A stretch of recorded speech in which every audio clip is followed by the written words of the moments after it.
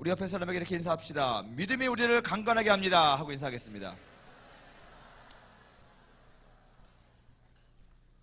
믿음이 우리를 강건하게 할 줄 믿습니다. 우리가 믿음을 이용하는 것이 아니라 우리 안에 있는 하나님이 우리에게 주신 믿음이 우리를 강건하게 만들어 주시는 것입니다. 오늘은 다니엘 기도의 15번째 시간입니다.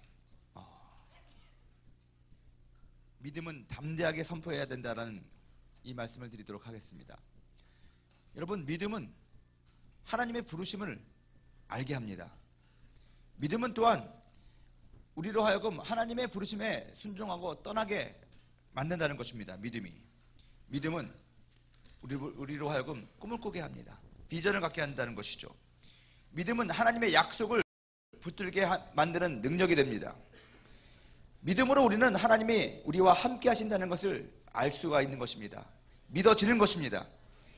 믿음이 우리로 하여금 하나님의 율법을 지키게 하고 하나님의 계명을 지키게 하며 하나님의 그리스도의 온전한 장성한 분량에 이르기까지 우리를 인도하는 것입니다.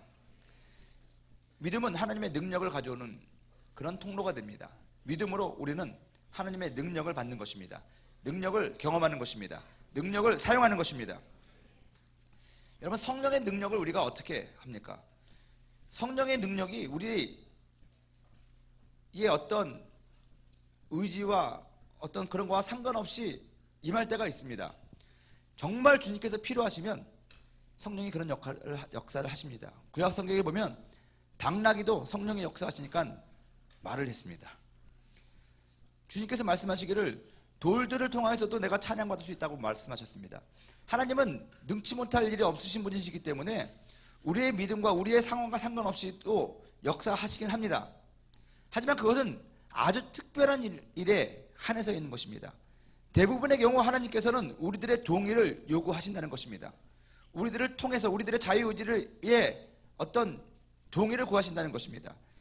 우리들의 의지의 동의가 어떻게 나타납니까? 믿음으로 나타난다는 것입니다. 주여, 믿습니다. 성령의 능력을 우리가 간구합니다. 성령의 능력을 받기를 원합니다. 근데 여러분, 우리들이 믿음이 있을 때 하나님의 능력이 믿음과 합쳐져서 역사를 하는 것이지, 우리들의 믿음이 전혀 없는데 이 성령의 역사가 나타나면 이것이 성령의 역사인지 사탄의 역사인지 알 수가 없는 것입니다.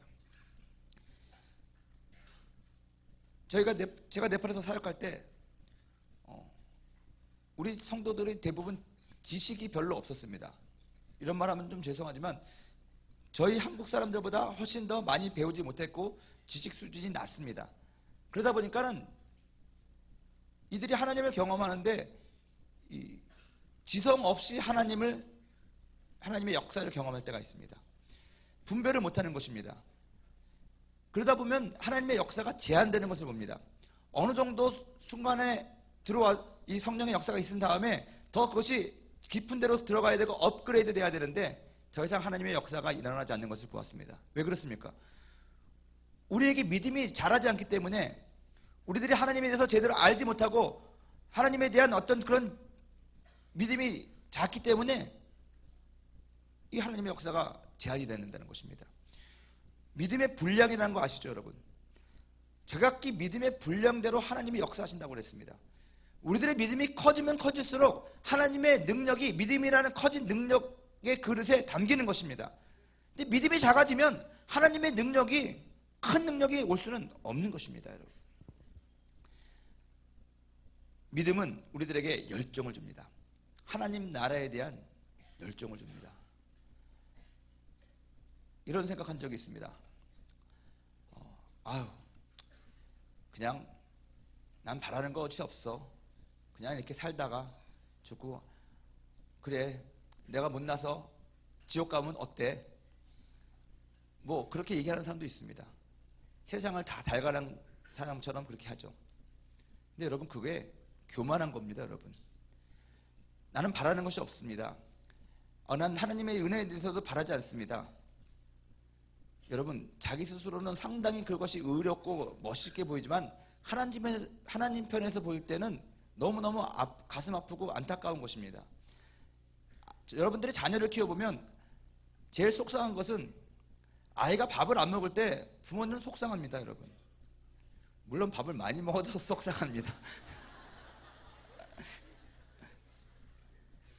근데 정말 아이가 밥을 안 먹고 잘 안 크고, 여러분들도 아마 그런 세대일 것입니다. 부모님들이 다른 아이들보다 더 키 크게 하고 싶어가지고 운동도 시키고 영양제도 주고 그렇게 키웠을 것입니다. 저도 이렇게 아이를 키워보니까 아이가 자라지 않고 아이가 밥도 제대로 안 먹고 시름시름 매일 앓고 그러면 상당히 마음이 아픕니다. 자식이 죽으면 부모의 가슴에 묻는다는 말을 하지 않습니까? 자녀가 잘 안 되고 그러면 부모의 마음은 정말로 찢어지게 아픈 것입니다. 우리들이 하나님에 대한 열망을 갖지 않고 하나님에 대한 소망을 갖지 않고 천국에 대한 소망을 갖지 않고 나는 그냥 지옥에 가서 살래요, 이런 말 자체가 우리 하나님을 얼마나 가슴 아프게 하고 힘들게 하는 것인지를 여러분 한번 생각을 해봐야 된다는 것입니다. 우리는 하나님을 실망시킬 자격이 없는 것입니다. 그거는 죄라고 저는 생각합니다. 성령이 임하시고 믿음이 생기면 우리 안에 하나님 나라에 대한 열망을 가져다 준다는 것입니다. 열정을 가져다 준다는 것입니다. 그것이 하나님을 기쁘게 한다고 저는 믿습니다. 그리고 이 믿음은 우리들의 환난과 연단과 고난 가운데서도 우리로 하여금 넘어지지 않게 한다는 것입니다. 끝까지 그 연단을, 그 환난의 과정을 이기고 통과하게 만든다는 것입니다. 그리고 믿음은 결단입니다. 믿기로 결단하고 주여 믿습니다, 죽으면 죽으리라 할 때 하나님이 역사하신다는 것입니다. 제가 아는 어느 지체가 응급구조대원인데 물에 빠지면 구해주는 사람입니다. 부산 해운대에서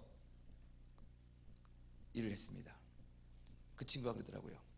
물에 빠진 사람, 물에 빠져서 허우적거리는 사람 그 즉시 구하러 들어가면 아무리 수영을 잘하는 저희 같은 사람들도 물에 빠질 수 같이 빠져 들어간다는 것입니다. 초인적인 힘으로 그 사람이 막 잡아당기거든요.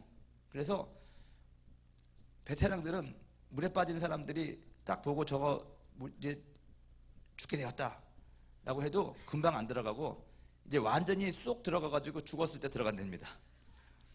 안 그러면 막 잡고 당기고 장난이 아니거든요. 그러면 그 사람도 같이 날아가니까 완전히 물에 잠겨가지고 이제 훅 들어가서 다시 안 나와도 당분간은 안 죽거든요. 그냥 그때 가가지고 힘 다 빠졌을 때 데리고 와서 인공호흡 시키면 살아난다는 것입니다. 여러분 하나님도 그런 것 같아요. 우리가 너무 안 죽으려고 그러면요 한 대 팍 때려가지고 기절을 시켜가지고 그렇다는 것입니다. 믿음은 또한 주님을 신뢰하게 한다는 것입니다. 절대로 믿습니다. 그리 아니하실지라도 주님을 난 신뢰합니다. 내가 이것이 좋지만은 주님께서 싫다고 하면 주님께서 좋아하는 그것이 나에게는 더욱 좋은 일인 줄 믿습니다. 주님을 절대 신뢰하는 것이죠.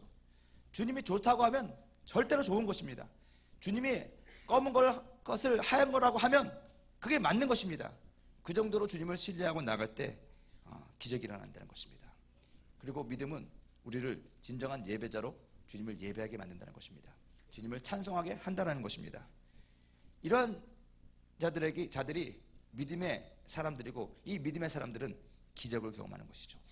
폭풍 위를 밟고 걸어가는 것이죠. 그리고 나서 우리들에게 또 하나 주어지는 이 믿음의 숙제가 있습니다. 뭐냐? 믿음은 선포되어야 된다는 것입니다. 믿음은 선포되어서 증명이 되어야 된다는 것입니다.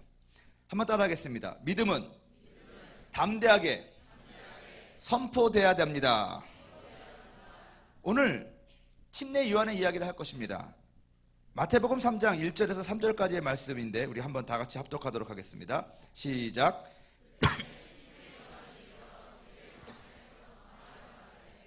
회개하라 천국에 가까워왔느니라 하시는 그는 선지자 이사야를 통하여 말씀하신 자라. 일러스되 광야에 외치는 자의 소리가 있어 이르되 너희는 주의 길을 준비하라. 그가 오실 길을 곧게 하라 하였느니라. 아멘.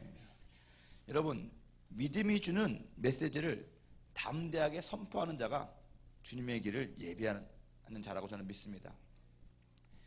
제가 죄종으로 살면서 항상 마음속에 되새기는 각오 중에 하나가 뭐냐면 나는 흥하여 흥하여야 하겠고 그는 쇠하여야 하겠다가 아니라 나는 쇠하여야 하겠고 그는 흥하여야 하겠다라고 말한 침례 요한의 이 묵회 철학을 절대로 잊어버리지 말자라는 것입니다.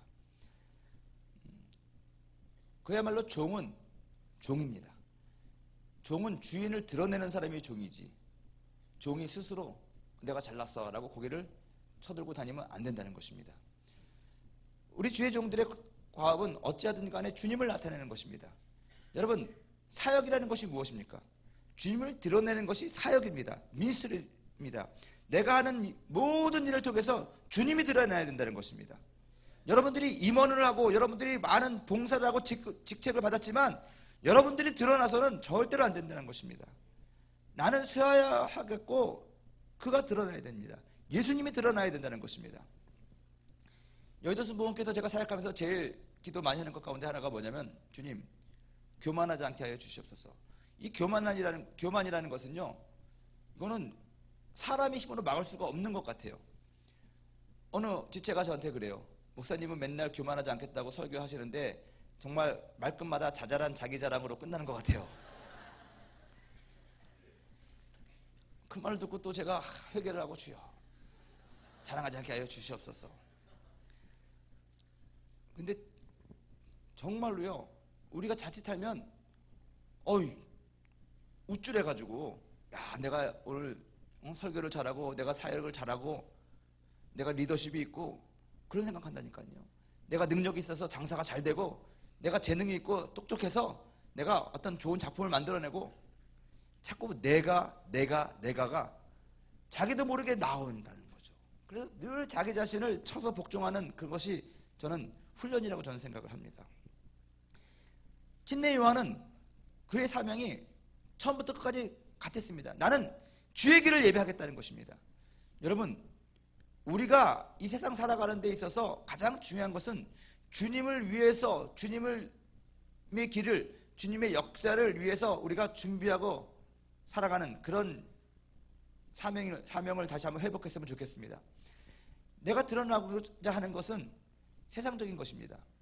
바벨 탑이 어떻게 세워졌습니까? 탑을 하늘 꼭대기까지 쌓아서 우리들의 이름을 세상에 알리자는 것이 바벨 탑을 쌓았던 사람들의 동기였습니다. 그러자 흩어졌습니다. 하나님께서 그거 싫어하셨죠. 어찌하든지 간에 자기 자신이 드러나고자 하는 것이 이 세상의 방법이라는 것입니다. 피할 것은 피하고 알릴 것은 알린다고 그게 PR이라면서요.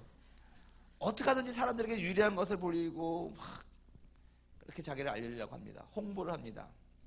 근데 우리들이 할 것은 주님이 일을 잘 할 수 있도록 거기에 어떻게 보면 불쏘시개가 되는 것이 어쩌면 우리 제자들이 가지고 있어야 될 사명이 아닌가 저는 생각을 해봅니다. 오늘 침례 요한을 제가 여러분들에게 소개하면서 잠깐 서머리를 해드리면 침례 요한은 우리가 너무너무 잘 아는 사람입니다. 사람이 난 자 중에서 가장 뛰어난 사람이라는 그런 평가를 받은 사람이 누굽니까? 침례 요한 아니겠습니까? 침례 요한은 제사장인 사가랴의 아들이었습니다. 예수님과 친족 관계에 있던 사람인 것 같습니다. 예수님의 어머니 마리아의 친족 엘리사벳이 아이가 없었습니다. 그런데 하나님께서 아이를 주셨죠. 엘리사벳의 남편은 사가랴고요. 성경에 보면은 수태고지라고 해서 꿈을 통해서 그의 탄생을 알린 사람이 몇 있습니다. 삼손 같은 사람이 있습니다. 근데 침례 요한이 꿈에 천사가 나타나서 사가랴에게 말씀하셨죠. 사가랴가 그것을 무시하다가 벙어리로 아이가 날 때까지 말을 하지 못하는 그런 일이 있었습니다. 꿈이 아니라 환상이죠. 그 제사 드리러 갔다가 그 천사를 만나서 그렇게 됐는데, 이 침례 요한은 날 때부터 특별한 사명이 있었습니다. 그의 아버지 사가랴가 침례 요한이 낳고 나서 혀가 풀렸습니다. 그리고 누가복음 1장에 보면은 몇 절입니까? 누가복음 1장 76절에서 77절에 보면은 이 사가랴가 자기 아들의 사명을 얘기합니다. 그는 주의 길을 예비하는 종이고 죄사함으로 얻는 구원을 선포하는 그런 사명을 가지고 있다라고 자기 아들에 대해서 그렇게 예언합니다. 그래서 침례 요한은 어려서부터 이러한 사명을 가지고 성장했던 것 같습니다. 1장 80절에 보면은 그래서 그는 광야에서 생활했다고 합니다. 근데 한 가지 더 추구해야 될 것, 그는 자라면서 심령이 점점 강하여지고 광야에서 생활했다더라.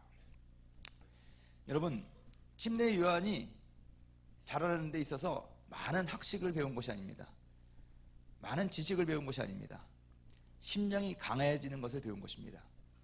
왜냐하면 담대하게 선포하고 담대하게 하늘나라의 복음을 전하기 위해서는 주님의 길을 예비하는 일, 죄사함을 받아야지만 구원을 받는다는 이 메시지를 타협하지 않고 담대하게 전하기 위해서는 무엇이 필요하느냐? 담대한 심령이 필요하다는 것입니다. 여러분들에게도 심령이 강건하게 되는 역사가 있기를 바랍니다. 여러분, 대부분 선교사들이 공부를 못했어도 상당히 메시지가 강합니다. 왜 그런 줄 아십니까? 광야에서 살기 때문에 그렇습니다. 우리들의 심령을 단단하게 하는 곳은 어디인 줄 아십니까? 이 교회 안이 아닙니다.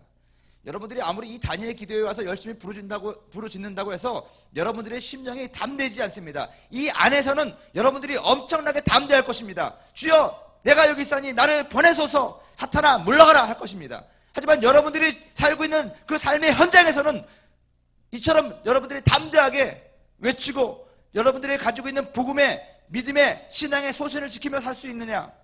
그렇지 않을 것입니다. 이 심령이 강건하게 되는 것은요, 현장이 주는 것입니다. 광야가 주는 것입니다.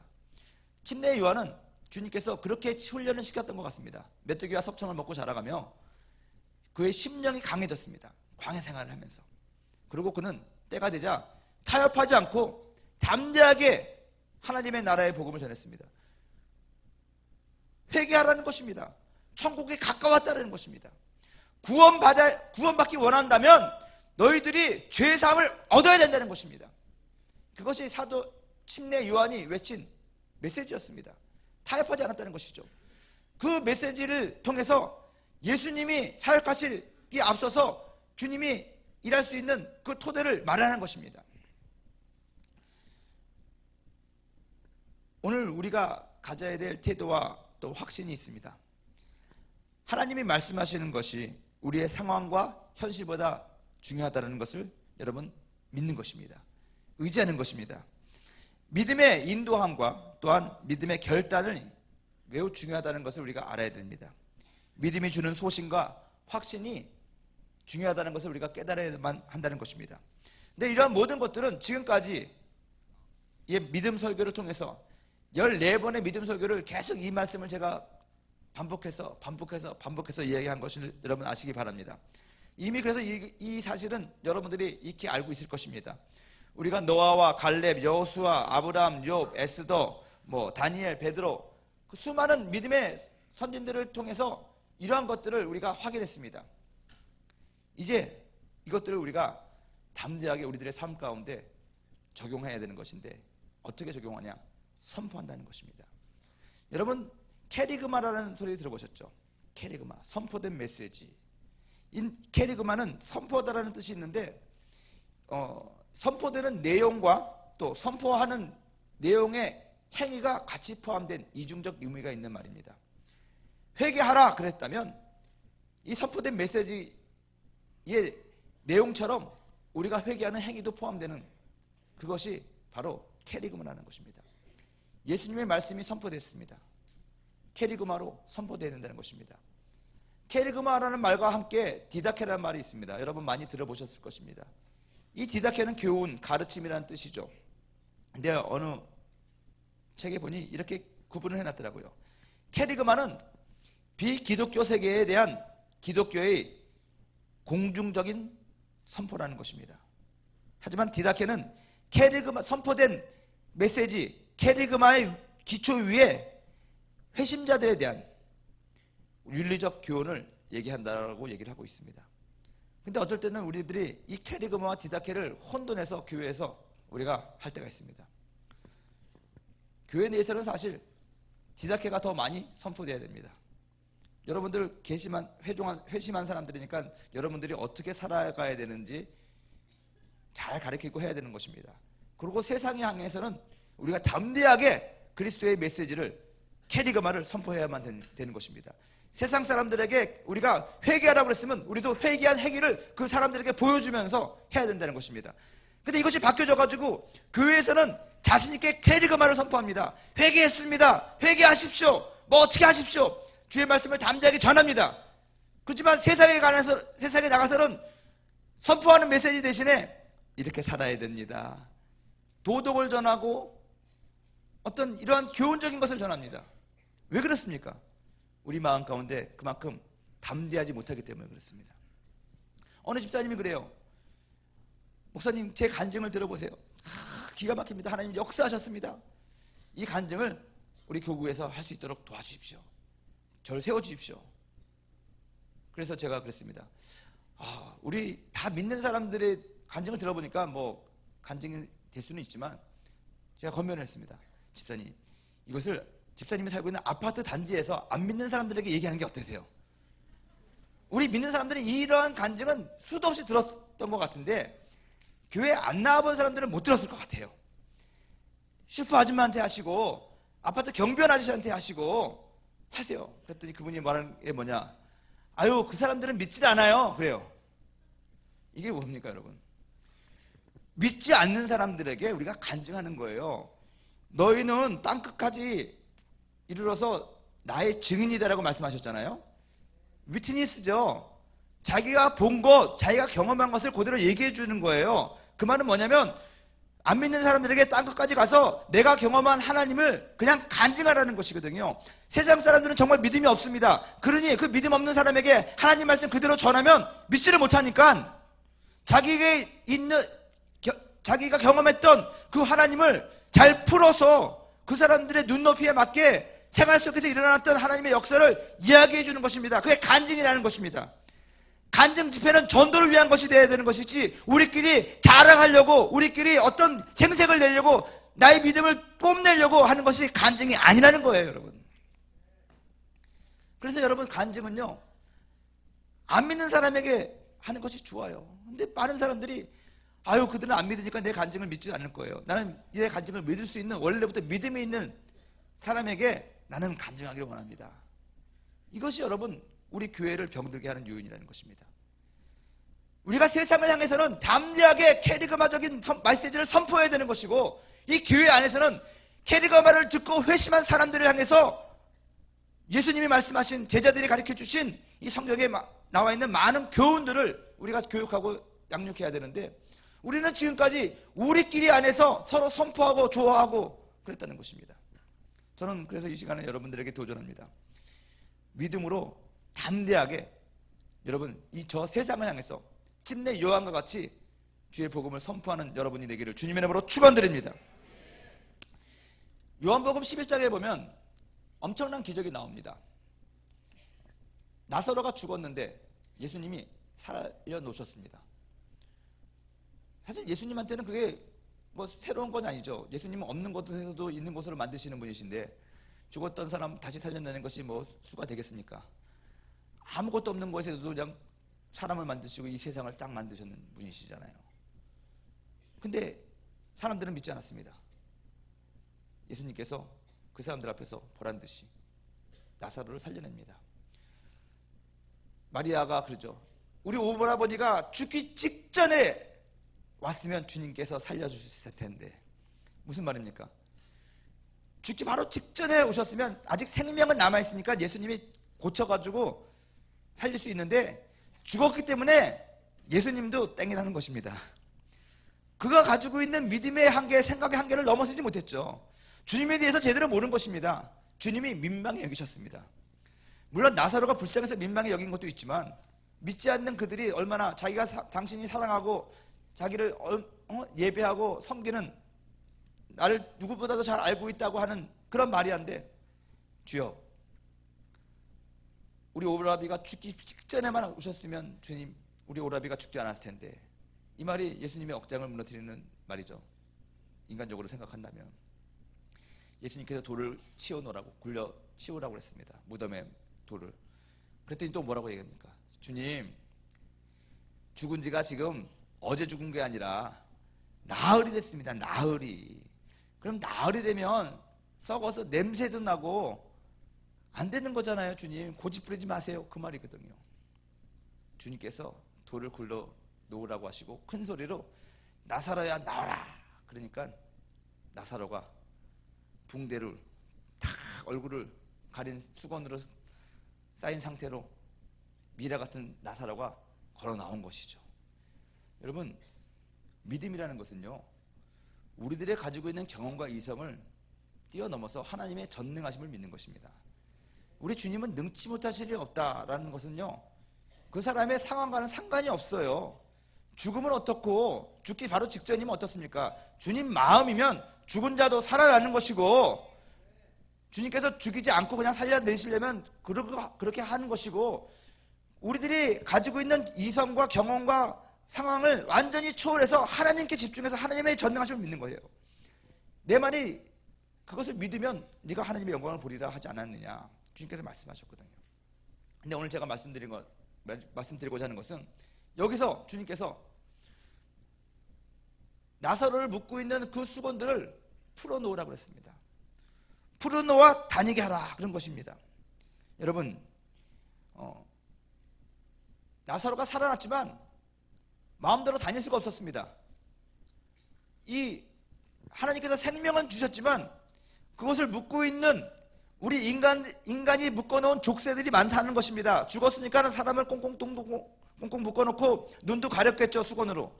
그런데 주님께서 말씀하시는 것은 살리기만 하는 것이 아니라 그것을 싸고 있는 수건을 풀어줘서 다니게 하라는 거예요. 여러분, 무슨 말입니까? 하나님께서 우리들에게 믿음을 주셨습니다. 죄사함의 믿음을 주셨습니다.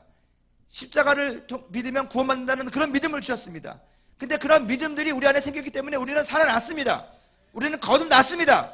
근데 그 거듭난 그 믿음이 온전하게 살아 움직이려면 그 믿음을 싸고 있는 수많은 우리들의 지식과 경험과 이성과 판경과 판단과 두려움과 열등감과 그런 많은 것들을 풀어버려야 된다는 것입니다.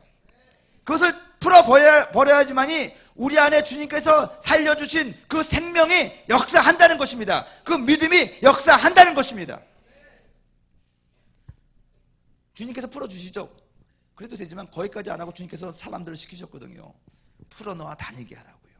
여러분, 믿음을 풀어놓는 방법이 뭡니까? 여러분들 안에 있는 믿음을 고백하고 시인하고 선포하는 것이라고 저는 생각합니다. 여러분, 믿음을 선포하시기 바랍니다. 그것이 믿음을 풀어놓는 것이라는 것입니다. 그냥 내가 속으로 생각하고 있다가 그래 난 믿고 있어. 하지만 그것을 풀어놓지 않냐면, 선포하지 않냐면 그 믿음은 다시 사장될 수가 있다는 것입니다. 살긴 살았되 움직이지 못하는 것입니다. 움직여도 뒤뚱 골치가 아픈 것입니다. 자유롭게 스스로 보고 돌아다닐 수 있도록, 다닐 수 있도록 주님께서는 우리들에게 풀어놓으라고 말씀하십니다.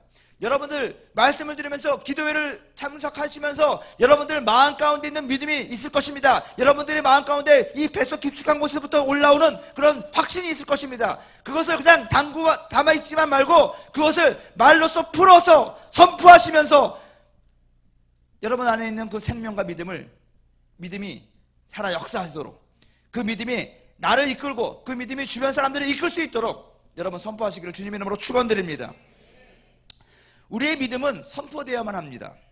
내 안에 있는 믿음을 선포하고 내 안에 있는 믿음을 말하고 시인하고 고백할 때, 우리가 믿음의 말을 할 때 믿음의 역사가 정말 그야말로 선포된 메시지 캐리그마가 선포된 행위로도 증명이 되어서 우리들의 생활을 변화시키고 하나님의 앞에 영광을 올려드리는 그런 삶을 올려드린다는 것입니다.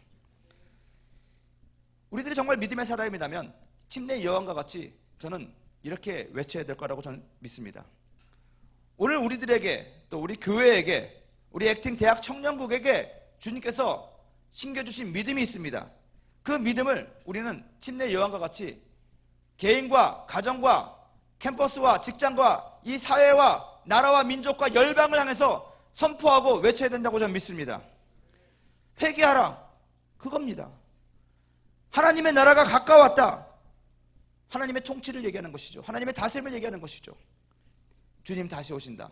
주님의 길을 침례 요한이 준비하는 자가 됐던 것처럼 우리도 다시 오실 주님을 맞이할 준비를 하고 주님이 오실 수 있도록 주의 길을 예배하는 그런 일들을 우리가 해야 되고, 그런 일들을 담대하게 이 세상을 향해서 선포하고 외쳐야 된다는 것입니다. 회개하라는 메시지가 여러분, 이거는 불변입니다. 침례 요한도 주님을 만나는 법이 회개라고 말씀하신 것입니다. 회개하라, 천국에 가까웠다. 이제 내 뒤에 오시는 이가 있는데 그가 천국이라는 것이죠. 예수님이 계신 곳이 천국이니까 그 주님을 만나고 다시 회복하기 위해서 우리에게 필요한 것이 뭐냐? 회개하라는 거예요. 이 메시지는 오늘도 동일하다는 것입니다. 우리는 세상을 향해서 회개하라고 외쳐야 될 줄 알아야 됩니다. 근데 우리 스스로가 여기에 대해서 떳떳하지 못하니까, 담대하지 못하니까 세상 사람들을 향해서 회개하라는 말을 못하는 것이거든요. 회개하라는 말을 하면 그 사람들이 무시할 것 같고 광신자라 그럴 것 같고, 그래서 우리들이 타협을 합니다. 아무리 타협을 해도 결론은 회개해야 됩니다. 그겁니다. 제가 네팔에서 전도를 하면서 그런 적이 있습니다. 그 라마랑 같이 막 얘기를 하는데, 그 라마는요 얼마나 수행을 많이 했는지 나랑 나이가 동갑이었을 것입니다.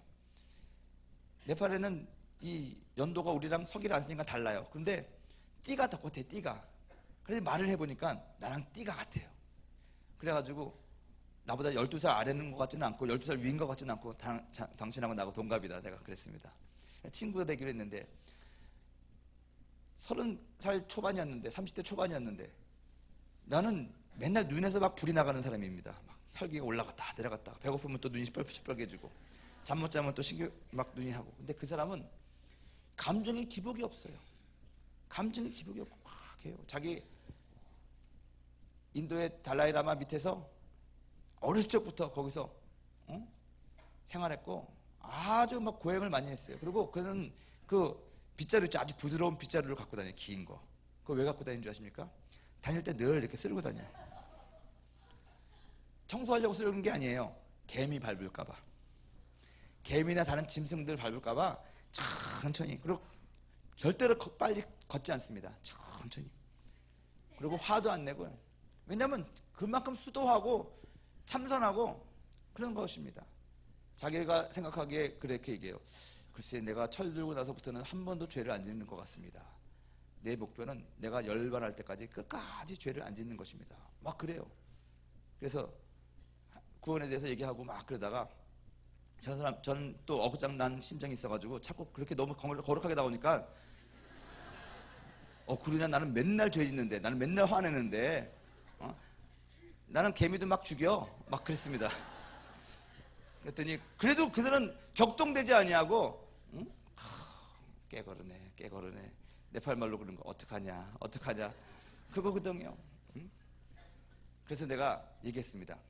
나중에 결론은 헤어질 때 자기가 하도 자기는 죄도 안 짓고 막 한다고 그러길래, 그리고 그래서 구원 받는다고 그러길래 제가 얘기했습니다.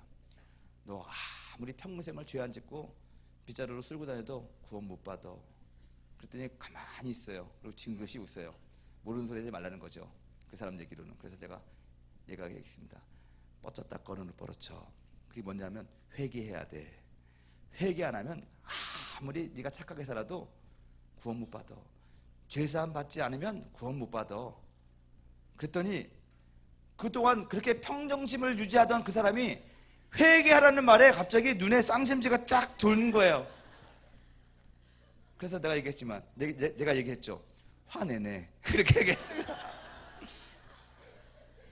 여러분, 이 세상 사람들 아무리 잘나도 소용없습니다.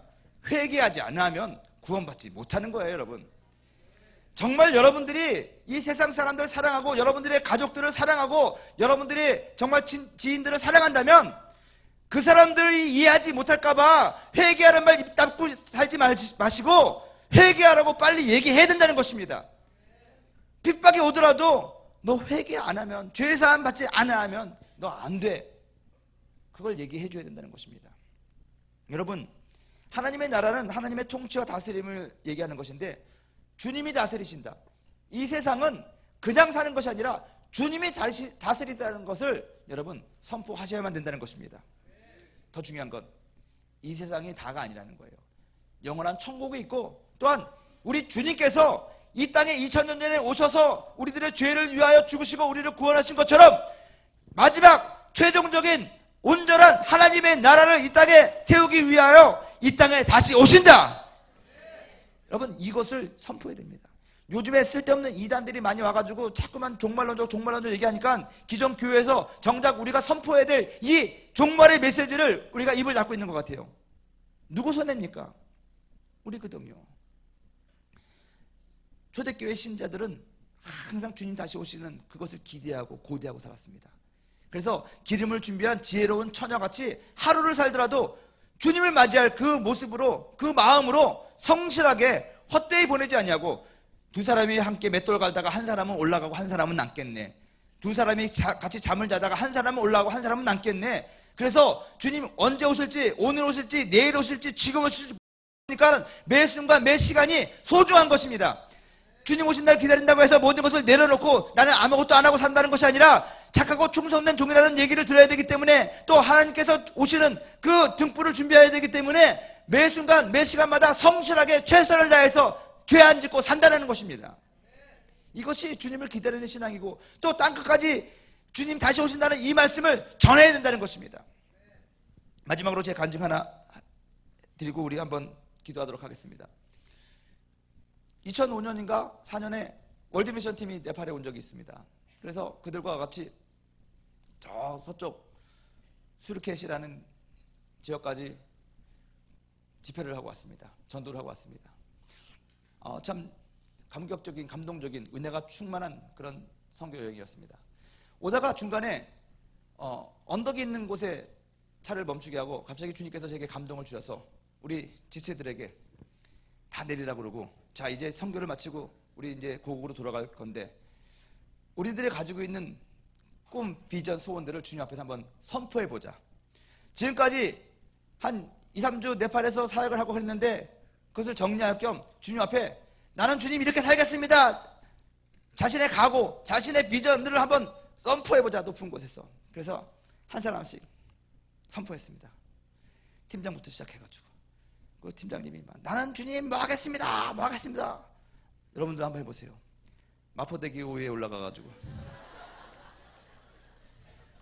남들이 들으면 창피할 수도 있으니까 높은 데 올라가서 외치는 것입니다. 나는 한 번 하면 한 번 외치고 두 번 외치고 할 때마다 막 사람들이 막 더 이렇게 막 뜨거워져가지고 믿음이 있더라고요. 제 차례가 됐습니다. 우리 지체들이 하는 그 외치는 소리를 듣고 제가 감동을 받았지만 저에게 주신 하나님의 비전, 꿈은 그거였습니다. 주님, 땅 끝에서 살겠습니다. 주님, 땅 끝에서 기다리겠습니다. 그걸 외쳤습니다. 전 그렇게 살고 싶습니다. 왜냐? 저에게 믿음이 생기고 사역을 하면서 거룩한 소원이 생겼는데, 예수님의 초림은 예루살렘으로부터 시작해서 땅 끝까지 퍼졌지만 예수님의 재림은 땅 끝에서부터 시작해서 반대로 예루살렘으로 가지 않을까 하는 생각을 해본 것입니다. 그래서 저는 저에게 욕심이 있다면 주님, 저도 죽음을 보지 않고 주님을 만나게 하여 주시옵소서. 그래서 정말로 주님 오시는 그날 제일 먼저 천사장의 나팔 소리를 듣게 하여 주시옵소서. 그러면 주님께서 제일 먼저 오시는 곳이 땅끝이니까 땅끝에서 주님을 기다리다가 주님 오신다 하는 것을 저 사마리아와 유다와 예루살렘 쪽으로 외치는 것입니다. 주님 오십니다. 주님 오십니다. 할렐루야. 그래서 저는 땅끝에서 마지막을 마무리해야 할 것입니다. 하나님께서 또 여의도를 본국으로 다시 올라와 주셔가지고 이렇게 사역하게 하셨어요. 가만히 생각해보니까 여기가 땅끝일 수도 있다는 생각을 한 것입니다. 그만큼 여러분 마지막 때를 살고 있다고 저는 믿습니다. 주님 정말 언제 오실지 모르거든요. 그래서 우리는 깨어서 기도해야 되는 거고, 살든지 죽든지 때를 얻든지 못 얻든지 전도해야 되는 것이고요. 여러분 정말로 우리 안에 있는 이 열정들이, 예전에 예수님 믿는 사람이 많이 없었을 때는 막 살면 전도, 죽어도 전도 막 하고 막 전도하고 다니고 자기가 맡은 은혜들을 막 나누고 비신자들을 두려워하지 아니하고 세상을 향해서 막 전도하고 막 그랬는데, 오늘날은 그런 것들이 우리 스스로 문을 닫아버린 것 같아요. 아이고 목사님 요새 전도 안 돼요. 어쩌라고 전도 안 되는 거, 뭐 옛날에는 안 됐습니까? 상황은 똑같아요. 여러분 저는 요즘이 더 전도하기가 쉽고 예수님 전하기가 쉽다고 생각합니다. 핸드폰도 있죠. 카카오톡도 있죠. 예? 마음이 동하지 않아서 그렇지 정말로 우리가 마음만 먹으면 얼마든지 사람들에게 전도하고, 여러분 옛날에 미국 한번 가려면 2박 3일 걸리고 막 그랬던 것이 요즘에는 하루에 갔다 오고 당일치기 하는 사람들이 봤어요. 당일치기 하는 사람들. 예. 왔다 갔다 24시간이면 돼요. 12시간 걸리니까. 여러분, 주님께서 우리들에게 주신 메시지, 회개하라, 천국이 가까웠으니까 사람들을 향해서 정말로 회개를 전파해야 되는 것이고, 하나님 나라, 하나님의 통치와 다스림을 선포해야 되는 것이고, 천국이 가까웠다는 거죠. 주님 다시 오실 날이 얼마 남지 않았으니까 너희들 긴장하고 주님 맞이할 준비하라는 것입니다. 이것을 우리 교회와 이 사회와 나라와 모든 열방을 향해서 외쳐야 될 시기가 저는 왔다고 저는 생각합니다. 이르기 위해서는 우리들에게 담대함이 필요하다는 것입니다. 주께서 주신 믿음이 담대함을 줄 것입니다. 여러분들의 가족 가운데 아직까지 예수님을 안 믿는 사람이 있다면 여러분 담대하시기 바랍니다. 그리고 정말로 기도하고 정말로 그를 사랑하는 마음으로 가서 담대하게 선포하십시오. 다툼이 없고 부닥침이 없이 모든 것이 잘 될 거라고 생각하지 마십시오. 예수님께서 내가 이 세상에 검을 주러 왔다고 했어요. 검을 주러 왔다고. 그렇다고 무조건 싸우라는 것이 아니라 이 전쟁을 얘기한다는 것입니다. 영혼이 하나 구원받기 위해서 이러한 필요 불가분한 부닥침이 있다는 것입니다. 세상의 영이, 마귀가 가만히 있을 것 같습니까? 그렇지 않아요, 여러분. 그럼에도 불구하고 쫄지 마십시오. 우리가 이깁니다. 복음이 이깁니다.